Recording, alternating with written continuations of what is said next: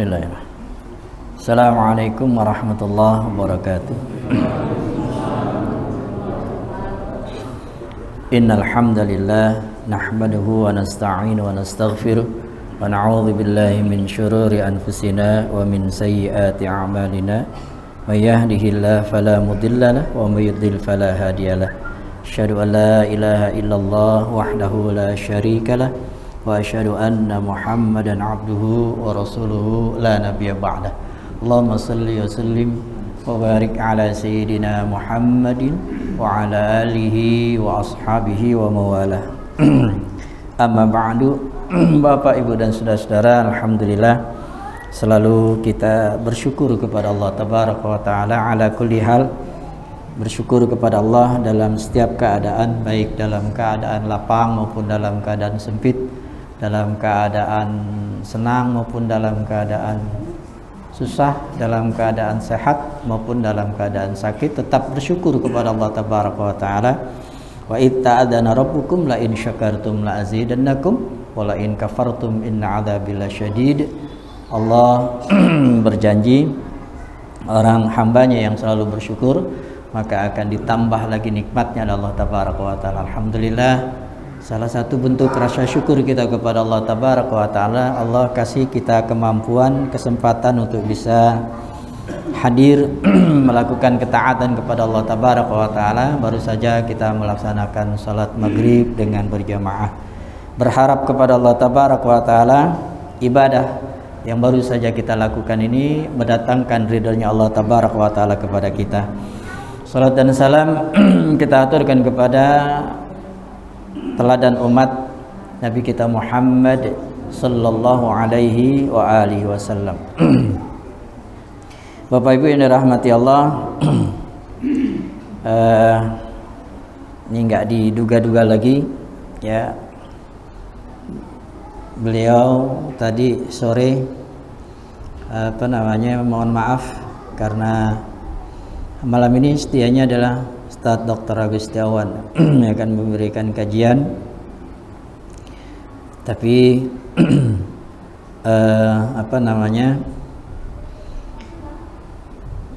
hari ini adalah hari Tasu'a ya, tanggal 9 Muharram.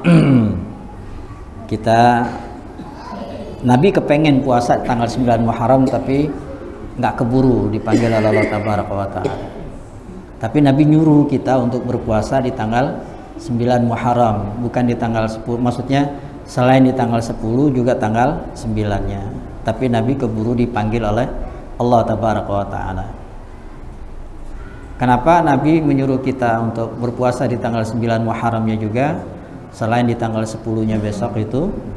Karena ingin menselisihi agar kita beda dengan orang-orang Yahudi ya. Orang Yahudi itu membiasakan memperingati 10 Muharram. Nah, kita untuk membedakan kita dengan mereka, kata Nabi, tanggal 9-nya kita juga beliau menyuruh kita untuk berpuasa. Sama besok ya Pak ya, tanggal 10 Muharram.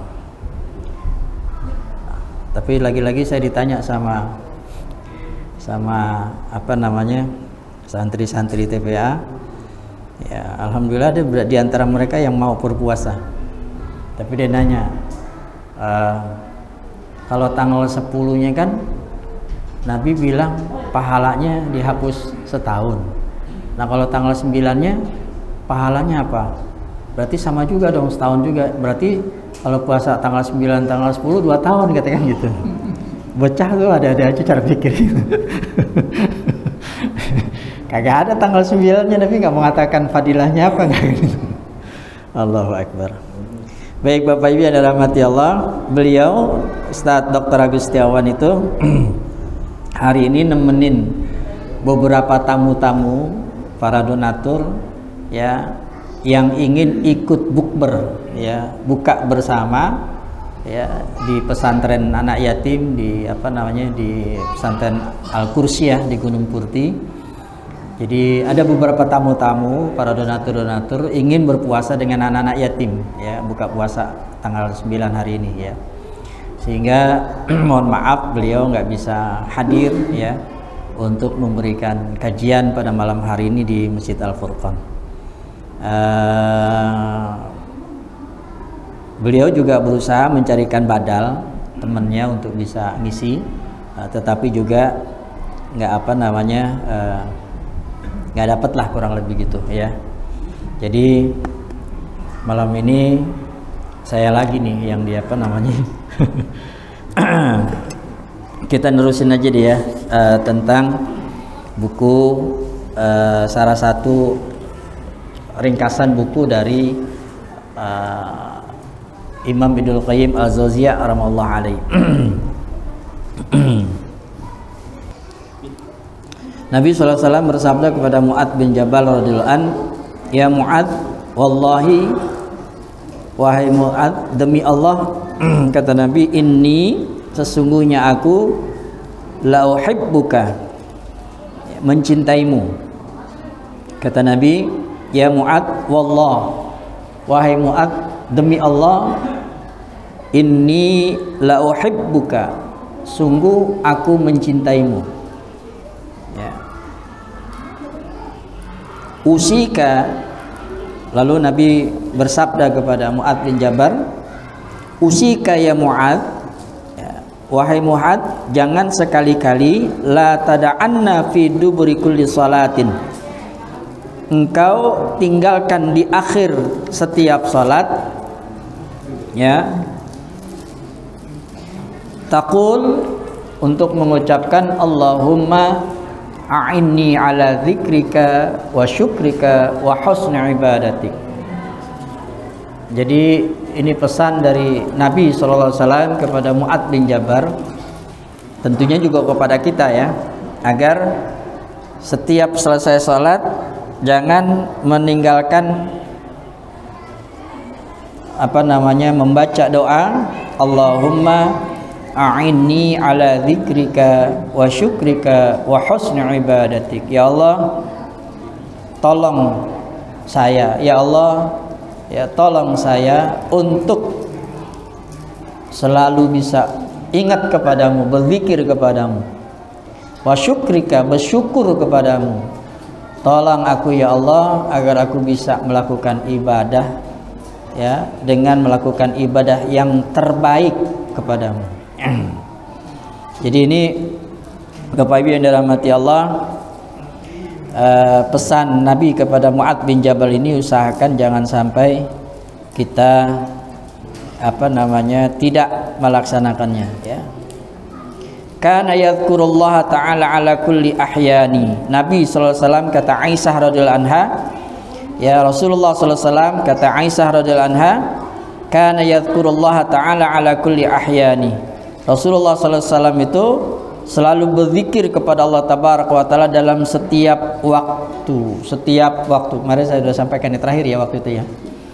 Setiap waktu, bangun tidur, mau tidur, buka baju, pakai baju, masuk kamar mandi, keluar kamar mandi, pokoknya semua keadaan Nabi selalu berzikir kepada Allah Tabaraka wa Ta'ala. Oleh karenanya Bapak Ibu, kemarin saya sudah sampaikan, mintalah tolong kepada Allah Tabaraka wa Ta'ala dengan doa tadi, agar kita juga bisa melakukan apa yang dilakukan Nabi. Karena tekad kita mungkin kita kepengen, tapi kalau Allah nggak berikan kekuatan, kemampuan, Allah nggak nolong kita nggak bisa, Pak. Betapa banyak tadi nih sholat maghrib yang kepengen sholat maghrib berjamaah, tapi nggak sanggup melakukan itu, nggak datang ke masjid untuk sholat maghrib berjamaah. Kenapa? Karena Allah nggak tolong. Kita hadir di tempat ini malam hari ini karena Allah tolong kita. Kita bisa hadir, dikasih kesempatan Allah, kemampuan untuk bisa hadir. Kalau Allah nggak tolong, nggak ada Pak kita di sini. Saya terus terang tadi itu dapat kabar saya sampai bahasa Betawi gedebak gedubuk gitu ya. Kan pengen buka puasa, belum ada yang dibuat ini ya kan. Air minum air putih doang ya. Saya pikir apaan nih materi, yang nerusin yang tadi ya. Pusing saya nih, tadi mau bikin apa kayak gitu. Tadinya saya mau liburin aja kan, itu nggak usah ada pengajian. Ya, kalau nggak ditolong sama Allah, nggak mungkin Pak saya bisa melakukan seperti sekarang ini. Jadi karena ditolong sama Allah, semua yang kita lakukan Pak di dunia ini karena Allah tolong kita, bukan karena kita pinter, bukan karena kita kuat, bukan Pak, bukan karena kita bisa sedekah, kita punya duit lalu kita sedekah, apa karena kita punya duit kita bisa bersedekah? Enggak Pak, banyak orang kaya yang nggak dikasih kemampuan sama Allah ditolong sama Allah untuk bisa sedekah, banyak Pak. Banyak orang berilmu, pinter, bisa bahasa Arab, jago bahasa Arab, bisa terjemahin Al-Quran, tapi sholatnya susahnya bukan main. Pak Anwari nyengir aja tuh. Ada itu. Ya. Kenapa? Nggak ditolong sama Allah, nggak dikasih hidayah sama Allah. Jadi sekali lagi Bapak Ibu yang dirahmati Allah, teruslah minta sama Allah, Allahumma a'inni ala dzikrika wa syukrika wa husni ibadatik. Minta terus sama Allah Pak, minta tolong sama Allah untuk selalu berzikir kepada Allah, bisa berzikir kepada Allah, bersyukur kepada Allah, bisa beribadah dengan baik kepada Allah tabaraka wa taala. Minta sama Allah. Bapak Ibu yang dirahmati Allah, sesungguhnya di dalam hati ada yang namanya qaswah. Di dalam hati itu ada yang namanya qaswah. Apa itu qaswah? Penyakit kerasnya hati. Tanda-tandanya sulit nangis, ya. Sulit untuk menerima nasihat. Bapak Ibu yang dirahmati Allah,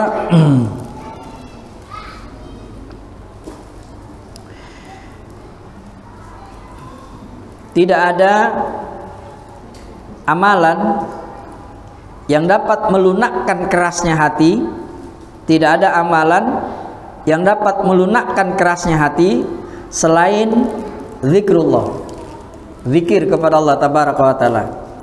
Hammad bin Zaid menceritakan dari Al-Ma'la bin Zaid bahwa seseorang berkata kepada Al-Hasan, "Wahai Abu Sa'id, aku menderita penyakit keras hati." Maka Al-Hasan berkata, lunakkan hatimu dengan zikir, karena tatkala hati lalai ia akan mengeras. Apabila ia berzikir kepada Allah, maka ia pun akan melunak sebagaimana lunaknya timah ketika terkena api. Tidak ada yang lebih melunakkan hati selain zikir kepada Allah tabaraka wa taala. Zikir Pak, zikir, banyakin zikir. Zikir, ya apa namanya, mobil khusus itu dia tuh yang dilakukan Nabi. Setiap waktu Nabi selalu berzikir. Kemarin saya contohkan tentang hadis apa namanya, keluar rumah baca Bismillahi tawakkaltu 'alallah la haula wala quwata illa billah. Remeh, tapi kalau kita nggak dikasih kekuatan sama Allah untuk bisa ngucapin itu, nggak bisa Pak. Kelihatannya sepele, tapi ternyata dengan mengucapkan Bismillahi tawakkaltu 'alallah la haula wala quwata, pada saat kita melangkahkan kaki kiri kita keluar dari rumah, itu ternyata Allah kirim malaikat untuk jagain kita. Allah kirim malaikat jagain kita selama di luar rumah sampai kita masuk rumah.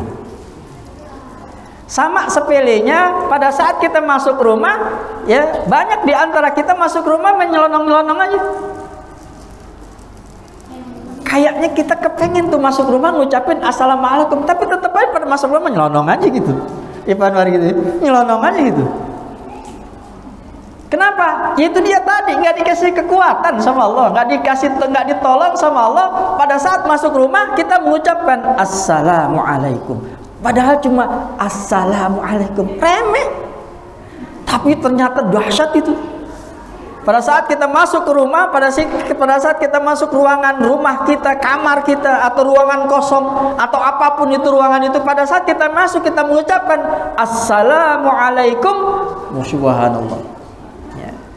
Nabi memberitahukan kalau kita masuk rumah kita mengucapkan assalamualaikum, maka setan-setan yang ngikut kita yang dari luar, misalnya kita dari mana, misal dari Bandung atau dari mana kan gitu ya, habis tamat satu dari kita dari luar dari mana ya, itu setan kan suka ngikutin gitu Pak ya.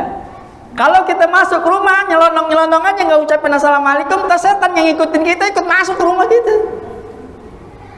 Dan setan yang ada di dalam rumah kita makin seneng dia. Tapi kalau kita pada saat itu kita ngucapin assalamualaikum, setan yang ngikutin kita kabur itu. Yang di dalam rumah juga mengatakan, kita nggak punya tempat di sini, kita pergi yuk.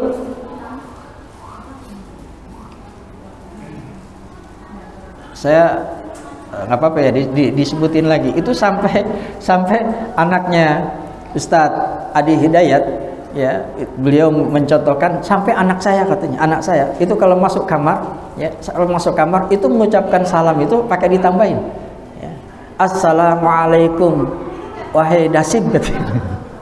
Assalamualaikum Dasim.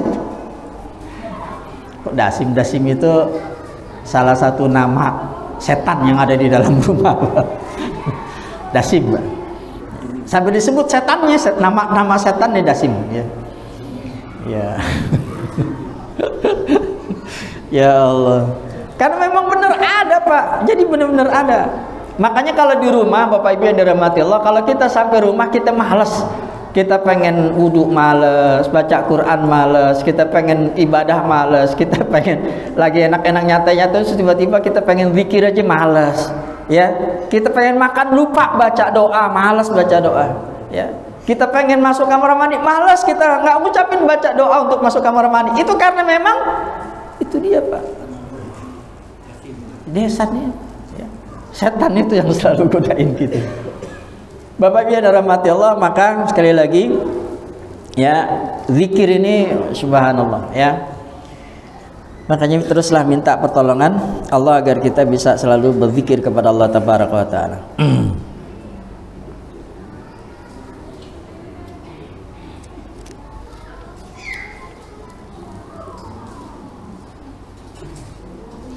Bahkan sampai di sini dikatakan Makhul rahimallahu alaihi di sini mengatakan zikir mengingat Allah Ta'ala adalah obat, sedangkan mengingat manusia adalah penyakit.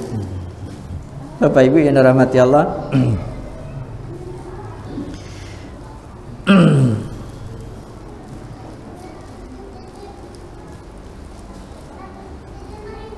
Quran surat 7, surat Al-A'raf ayat 96, Allah Tabaraka wa Ta'ala berfirman, walau anna ahlal qura, dan sekiranya penduduk suatu negeri beriman, amanu wattaqau, ya, beriman dan bertakwa. Walau anna ahlal qura amanu wattaqau, sekiranya penduduk suatu negeri beriman dan bertakwa kepada Allah Tabaraka wa Ta'ala, iman dan takwa. Ini kalau dijabarin panjang nih Pak nih. Tapi intinya gini, kalau penduduk suatu negeri Indonesia lah misalkan gitu ya, atau lebih kecil lagi DKI misalkan gitu ya, ya DKI, atau lebih kecil lagi Sumur Batu misalkan gitu, ya bisa Pak dikecilin lagi, Pulau Kambang misalkan gitu, sekitar Masjid Al-Furqan aja. Amanu wattaqau, mereka semua beriman kepada Allah, bertakwa kepada Allah, mereka sami'na wa ata'na atas perintah-perintah Allah. Masjid Al-Furqan rajin, banyak, setiap adzan berkumandang mereka datang memakmurkan masjid, sholat berjamaah, makmur ini masjid, subhanallah. Itu kampung Pak, ya. Kata Allah Tabaraka wa Ta'ala berfirman, la fatahna alaihim barakatim minas sama wal ard, ya. Allah akan turunkan, ya, kami akan melimpahkan kepada mereka berkah dari langit dan bumi. Berkah dari langit dan bumi. Saya udah nyampein berkah itu apa Pak? Berkah itu apa sih? Ya, satu. Terus apa lagi? Berkah. Selain kita mendapatkan pahala dari Allah Tabaraka wa Ta'ala, nilai-nilai kebaikan kita ditambah oleh Allah Tabaraka wa Ta'ala, lalu juga diberikan kekuatan oleh Allah Tabaraka wa Ta'ala untuk selalu melakukan kebaikan itu, ya.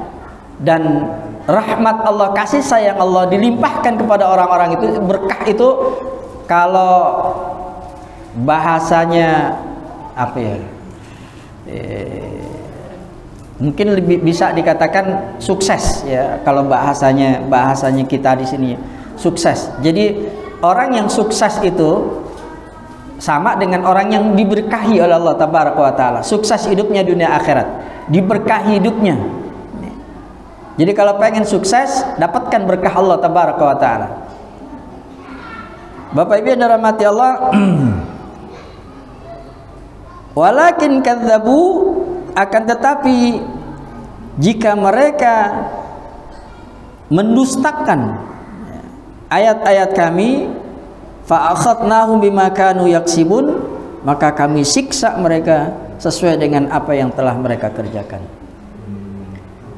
Kalau penduduk satu negeri, kampung misalnya, beriman dan bertakwa, diturunkan rahmat Allah, diturunkan berkah Allah dari langit, dari bumi, dari atas, dari bawah, dari atas, dari bawah, diberikan rahmat, diberikan berkah dari Allah dari atas, dari bawah. Itu orang-orang manusia yang ada di situ, bukan cuma manusia, semua makhluk yang ada di situ, termasuk tumbuhan, binatang, segala macam makhluk itu yang diberkahi di kampung itu akan mendapatkan kebaikan-kebaikan dari Allah tabaraka wa taala, ya. Dan kebahagiaan, ya di situ dia kebahagiaannya. Nggak ada lagi lain kebahagiaan yang diterima di situ.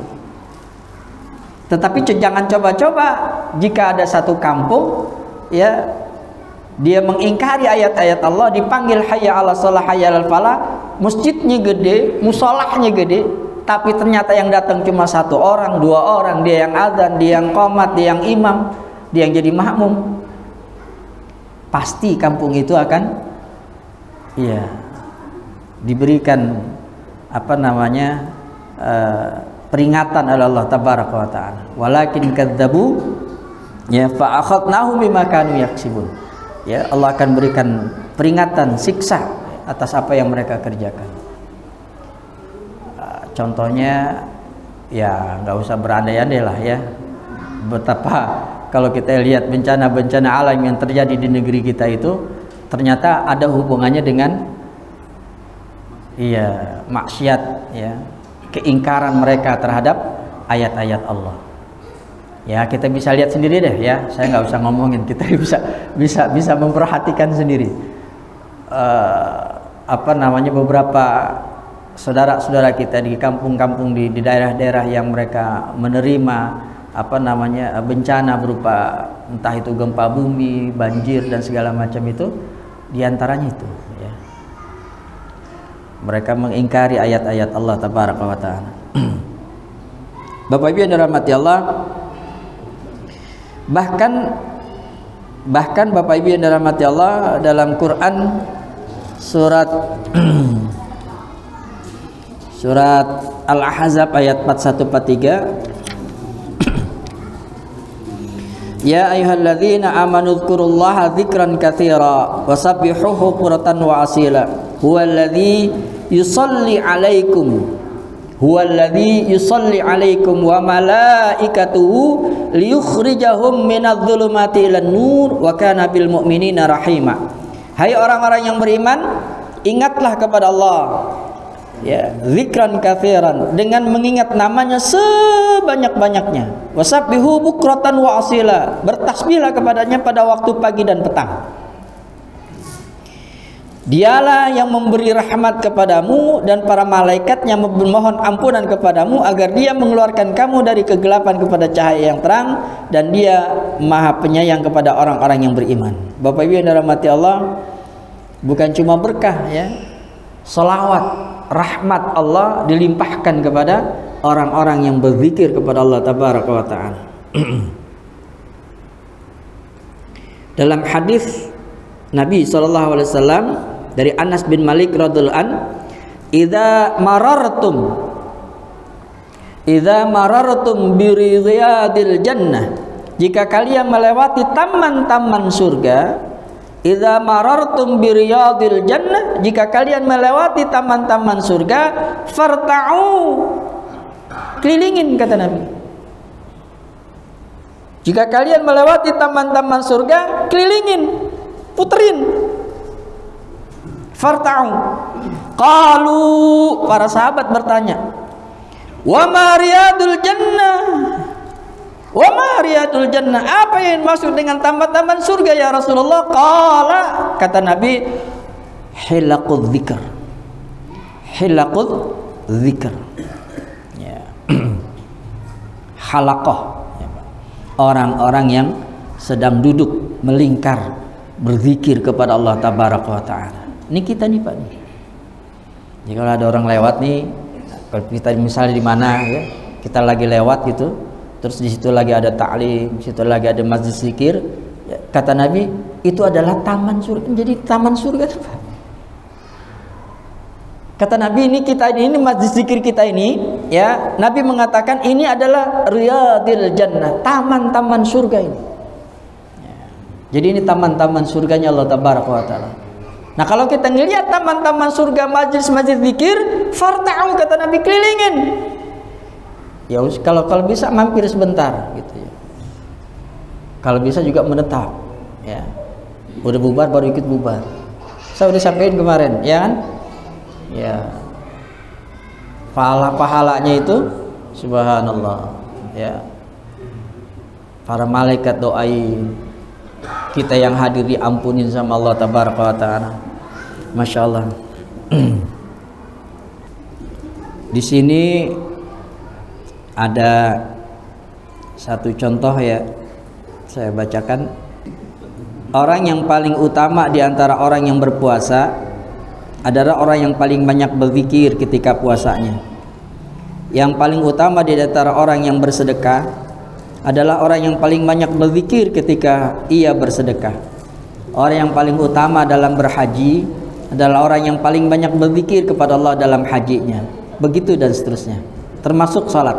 Maka orang yang paling utama dalam salatnya adalah orang yang paling ingatnya kepada Allah, paling ingatnya, elingnya kepada Allah. Nabi SAW bersabda, innal abda la yusalli salata ma yuktabu lahu minha illa usraha tus'aha wa tumuha wa subu'uha sudusuha khumusuha rubu'uha thuluthuha nisfuha. Kata Nabi SAW, sesungguhnya seorang hamba melakukan salat, tidak dicatat baginya dari salatnya itu kecuali 1/10-nya, 1/9-nya, 1/8-nya, 1/7-nya, 1/6-nya, 1/5-nya, 1/4-nya, 1/3-nya, setengahnya. Paling banyak setengah Pak. Paling banyak setengah. Dan yang mempengaruhi itu adalah kekhusyuan. Khusyuk itu ya tergantung dari zikirnya kita kepada Allah, ingatnya kita pada saat salat kepada Allah Tabaraka wa Ta'ala. Jadi Bapak Ibu yang dirahmati Allah, salat kita aja kata Nabi, ini Nabi ya, Nabi yang mengatakan salat kita aja ya dapatnya paling banyak setengah Pak. Salat yang kita lakukan setengah. Percaya apa nggak percaya ya kita yang ngelakuin, ingat aja sendiri. Mungkin di rokat nggak usah rokat kedua, rokat pertama aja baru juga selesai imam baca Al-Fatihah, pikiran udah kemana-mana. Gimana mau dapat satu? Boro-boro rokat kedua, rokat kedua jangan-jangan udah lupa imam tadi baca apa, udah lupa. Subhanallah. Itulah sampai Nabi mengatakan 1/9, 1/8, 1/7, 1/6, 1/5, kita tinggal pilih dapat seperberapa kita dari sholat kita itu. Allahu Akbar.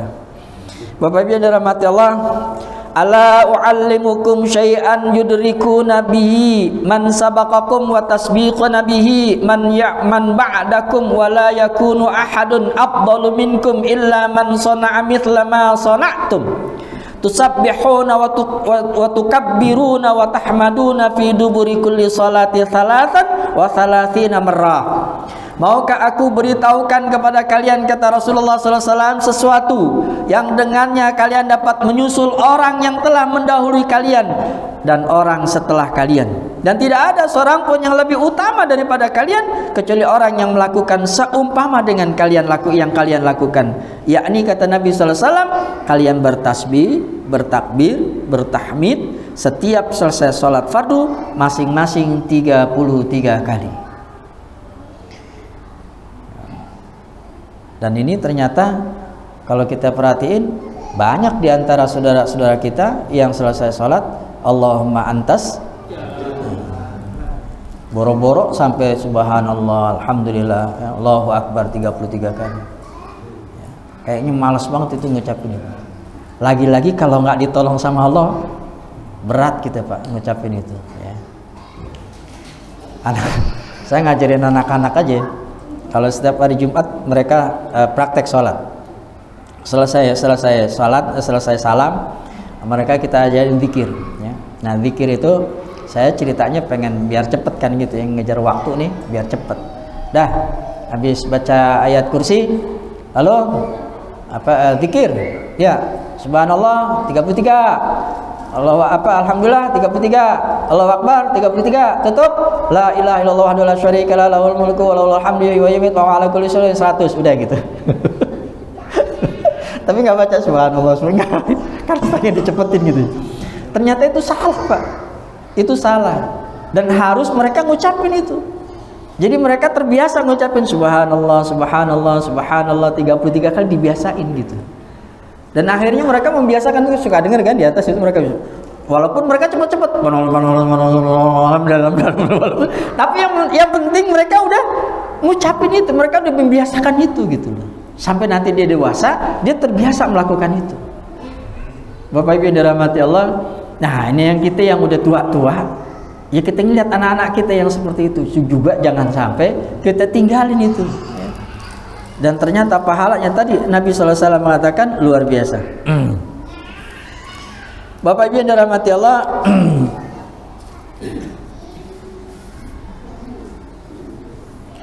zikir dapat menghilangkan berbagai macam ketakutan di dalam hati. Zikir memberi kekuatan kepada orang jauh melebihi apa yang ia sangka.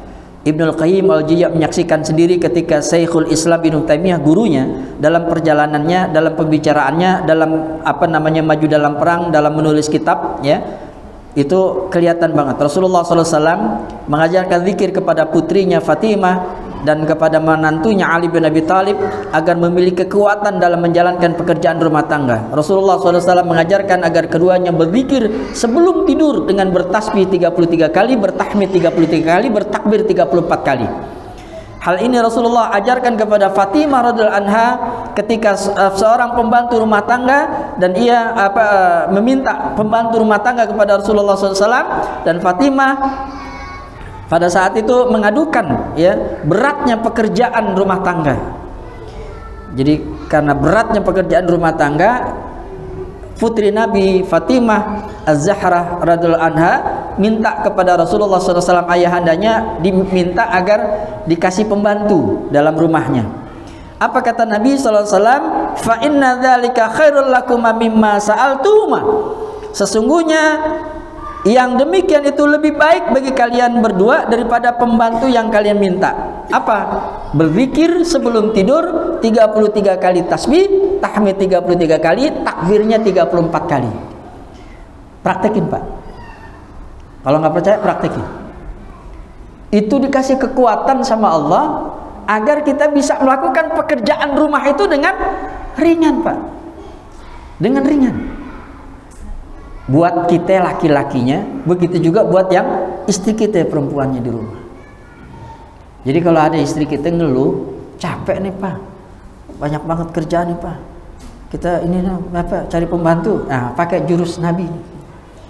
Pakai jurus Nabi. Ajarin istri kita sebelum tidur baca subhanallah 33 kali, alhamdulillah 33 kali, takbir 34 kali.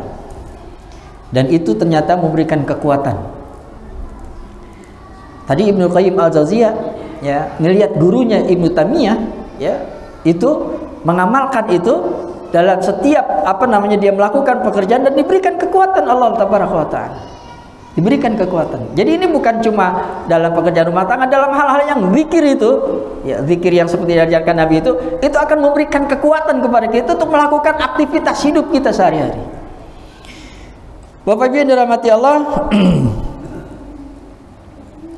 tidak ada amal yang paling utama pahalanya pada hari kiamat selain zikir kepada Allah tabaraka wa taala. Al-Walid bin Muslim mengatakan bahwa Muhammad bin Azlan berkata, aku mendengar Amr Maula Ghufrah berkata, ketika penutup pahala amal disingkapkan dari manusia di hari kiamat, maka mereka tidak melihat amal yang paling utama pahalanya selain zikir kepada Allah. Maka mereka menyesal ketika itu. Mereka berkata, tidak ada sesuatu yang lebih mudah bagi kami daripada zikir. Coba aja Pak, Mau makan, bismillah. Selesai makan, alhamdulillah. Cuma gitu doang, Pak. Bismillah, alhamdulillah. Mau masuk kamar mandi, baca doa. Keluar kamar mandi, baca doa. Pakai baju, baca doa. Apa namanya? Lepas baju, baca doa. Bismillah. Minimal baca bismillah aja. Bismillah, ya. Baca bismillah. Bismillah, buka baju. Bismillah doang, Pak. Bismillah aja, bismillah buka baju. Itu ternyata pada saat kita baca bismillah buka baju, itu Allah langsung tutupin kita. Aurat kita ditutupin oleh Allah Tabaraka wa Ta'ala, sehingga setan gak bisa ngelihat aurat kita. Saya selalu ngajarin sama anak-anak, ya, kalau buka baju baca bismillah. Bismillah doang, Pak. Ya. Bismillah. Cuma bismillah aja, ya. Bismillah buka baju, ya. Maka pada saat kita telanjang bulat, ya, setan nggak bisa ngelihat kita. Walaupun di kamar mandi tempatnya setan nggak bisa ngelihat kita. Tapi di antara kita banyak buka baju, main buka-buka aja, ya. Jadi dahsyat, Pak. Dan nanti pada hari kiamat kita akan buktiin gitu, zikir-zikir kita yang ringan-ringan itu, zikir-zikir yang ringan-ringan itu nanti akan disikap, akan diperlihatkan oleh Allah pahalanya pada hari kiamat yang luar biasa itu. Bapak Ibu yang dirahmati Allah, saya pengen tutup nih, udah masuk waktu Isya. Sesungguhnya zikir itu menjadi sebab membenarkannya Allah Azza wa Jalla kepada hambanya. Siapa saja yang Allah Azza wa Jalla membenarkan, maka ia akan dikumpulkan bersama orang-orang yang pendusta, ya. Maka ia tidak akan dikumpulkan bersama orang-orang yang pendusta, sehingga diharapkan akan dikumpulkan bersama siddiqin. Rasulullah SAW bersabda, "Idza qala al-'abdu la ilaha illallah wallahu akbar, qala yaqul Allah Azza wa Jalla sadaqa 'abdi." Dan seterusnya. Saya baca apa namanya? Jika seorang hamba mengucapkan la ilaha illallah wallahu akbar, jika seorang hamba mengucapkan la ilaha illallah wallahu akbar, ya, maka Allah akan menjawab, ya, hambaku sadaqa abdi, hambaku membenarkan, hambaku benar. Tidak ada la ilaha illa ana, tidak ada ilah kecuali aku, kata Allah.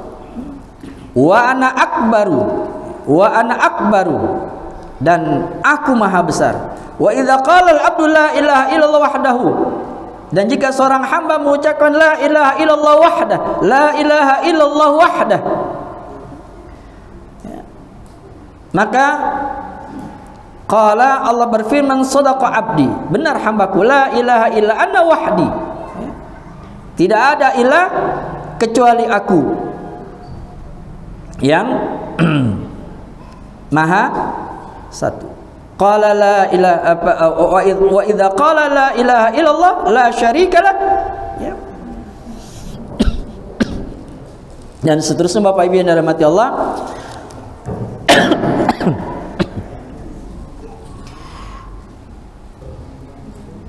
Maka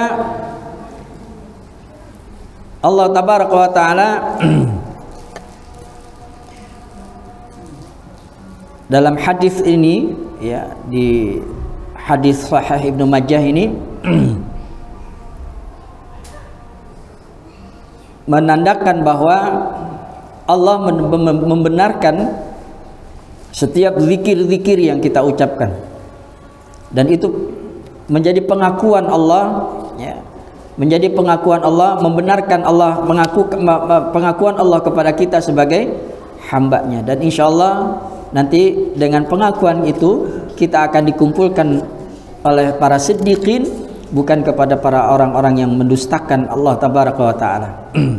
Bapak Ibu yang dirahmati Allah, man qala fi suqi la ilaha illallah wahdahu la syarikalah lahul mulku wa lahul hamdu yuhyi wa yumiit wa huwa hayyun la yamutu biyadihil khair wa huwa ala kulli syai'in qadir, katabalahu lahu alfa alfi hasan wa maha anhu alfa alfi sayyi'ah wa bana lahu baitan fil jannah. Ini saya sudah sampaikan. Kalau kita masuk pasar mengucapkan tadi kalimat la ilaha illallah wahdahu la syarikalah lahul mulku wa lahul hamdu yuhyi wa yumiit wa ala kulli syai'in qadir sampai seterusnya, ya, maka Bapak Ibu yang dirahmati Allah, Allah akan menulis kepadanya sejuta kebaikan, menghapus sejuta kesalahan, dan membangunkan sebuah gedung di surga. Dan seterusnya ini sudah disampaikan kalau nggak salah nih, ya. tentang Nabi Ibrahim, memberitakan kepada Nabi pada saat Nabi Isra Mi'raj ya, bertemu dengan Nabi Ibrahim alaihissalam. Ini saya sudah sampaikan ya.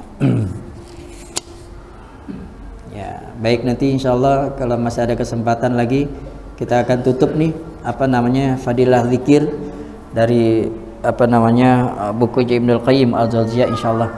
Baik Bapak Ibu yang dirahmati Allah, sekali lagi apa yang kita lakukan ini adalah karena pertolongan Allah, karena Allah nolong kita, karena Allah memberikan kekuatan kepada kita untuk bisa kita melakukan ketaatan kepada Allah Tabaraka wa Ta'ala, termasuk berzikir kepada Allah Tabaraka wa Ta'ala. Oleh karenanya teruslah minta sama Allah, minta pertolongan kepada Allah. Allahumma a'inni ala dzikrika wa syukrika wa husni ibadatik. Jangan pernah ditinggalkan. Jangan pernah ditinggalkan. Terus kita minta sama Allah Tabaraka wa Ta'ala sampai kita dimatikan oleh Allah Tabaraka wa Ta'ala. Mudah-mudahan Allah berikan kekuatan kepada kita. Akhirnya kita sama-sama tutup majelis kita dengan membaca Quran, dengan membaca kafaratul majlis. Subhanakallahumma wa bihamdika asyhadu an la ilaha illa anta astaghfiruka wa atubu ilaik. Lebih kurangnya mohon maaf. Hadanallahu wa iyyakum ajma'in. Assalamualaikum warahmatullahi wabarakatuh.